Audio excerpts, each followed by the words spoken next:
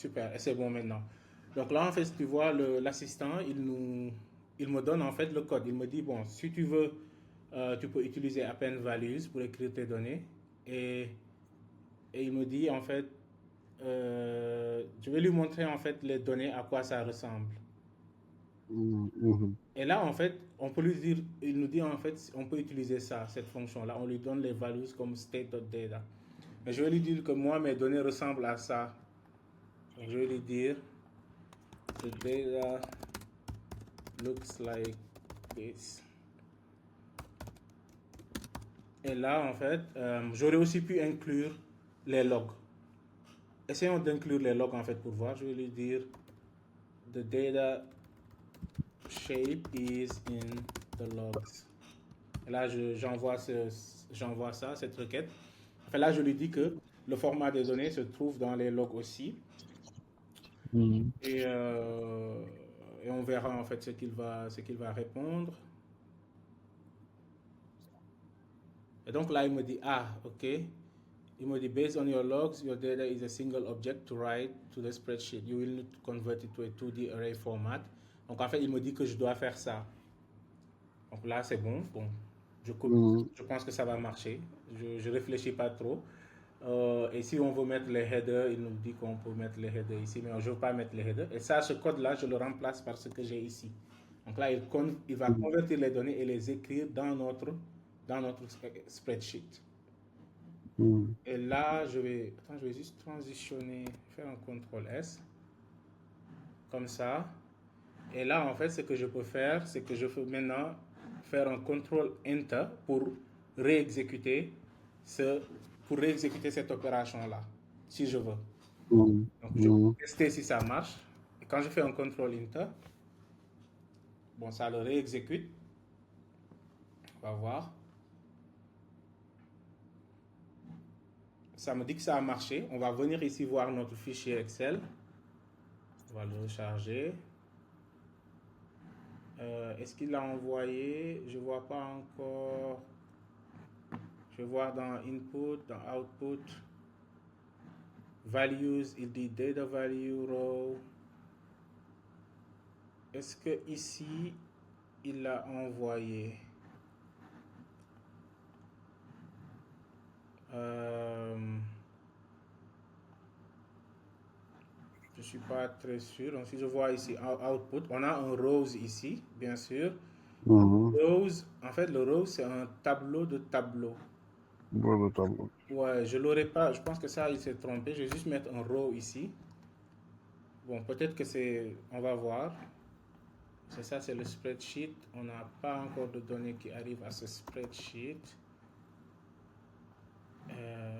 Donc, on va regarder en fait. On a modifié ici. On va run à nouveau.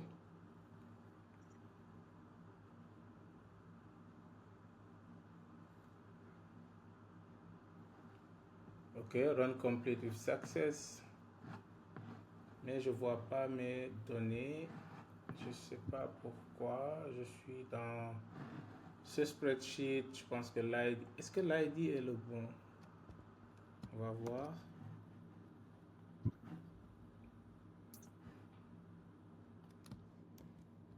Je pense que c'est le bon ID.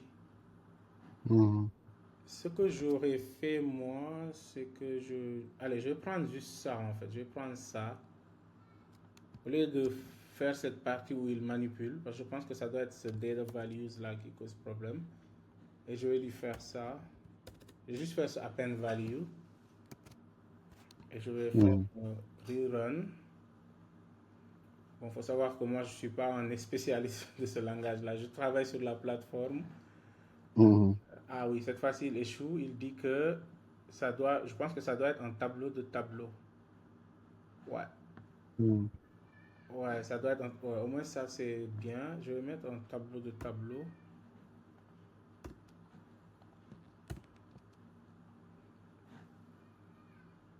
Ici, j'ai exécuté à un niveau. Bon, pour exécuter, je fais un contrôle Enter.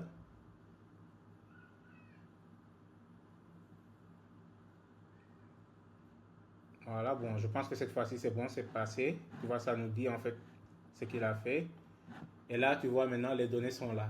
Tu vois, j'ai le ship test, j'ai les données qui sont arrivées dans le spreadsheet. Mhm. Maintenant, j'ai testé que ça fonctionne. Ce que j'ai fait, maintenant, je peux fermer ici. J'ai déjà développé mon environnement OpenFN. Je peux fermer ça. Et ici, c'est la partie build. J'ai fait mon workflow, j'ai testé qu'il marche. Maintenant, je vais venir dans la partie history, ici. Et j'ai deux work orders. Ce qu'on appelle un work order, c'est les différents. À chaque fois que Azure Functions va envoyer un message dans notre queue, on va le recevoir ici dans, ce, dans cette liste en fait. On verra les différentes exécutions. Donc Mhm. imagine-toi que c'était un timer function.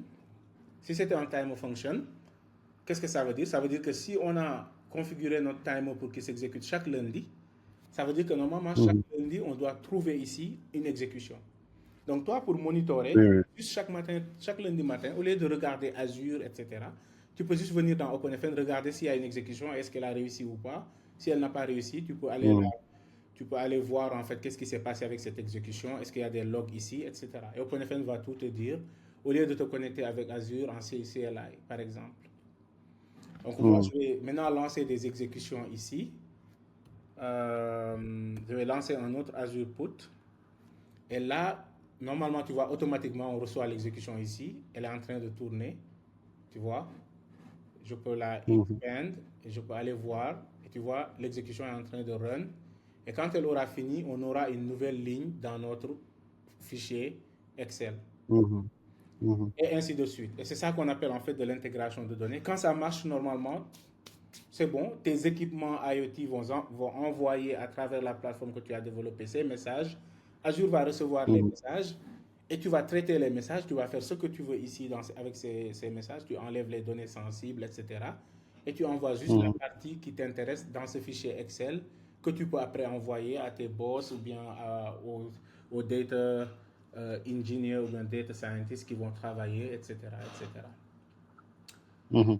Donc voilà, et tu peux lier, c'est pas que tu peux lier n'importe quelle function à OpenFN, hein. Que ça soit storage, que ça soit timer, que ça soit HTTP, même si c'est pas Azure, on se connecte avec, on a plus de 70 connecteurs en fait. On peut se connecter avec plus de 70 systèmes existants. Mhm. Mhm. Donc voilà, en gros, c'était une manière de te montrer comment tu peux intégrer Azure avec d'autres systèmes. Et j'ai pris en fait voilà, cet exemple avec OpenFN. Et c'est un peu ce que OpenFN permet de faire. Je ne sais pas trop toi en tant que développeur, qu'est-ce que tu en penses déjà d'ailleurs. Et bon, je vais arrêter. Si tu as, si t'as des choses, des feedbacks pour OpenFN, je vais laisser l'enregistrement avec tes feedbacks. Sinon, je vais arrêter l'enregistrement. Non, c'est bon, hein. Donc, je pense que c'est quelque chose d'intéressant, hein, comme tu l'as dit. Ok. Donc, ça va permettre de récupérer certaines informations déjà traitées sur Azure. Ok. Donc, ça va faciliter beaucoup de choses, quoi. Par exemple, au lieu d'implémenter des API et autres, on peut utiliser directement OpenFN pour extraire des données, donc provenant de Azure et autres, quoi. Parce que Ok. c'est très intéressant. Ouais, c'est super. En tout cas, si tu as besoin d'un compte pour tester, tu as un compte gratuit hein, sur OpenFN quand tu fais tes tests avec ton compte Azure, quand tu fais tes projets, parce qu'il y a un projet sur lequel tu dois travailler. Donc, on peut peut-être y inclure cette partie OpenFN pour que tu puisses en fait mieux comprendre la partie intégration. Parce que tu vois, Azure seulement, c'est pas intéressant en fait. Azure seulement, c'est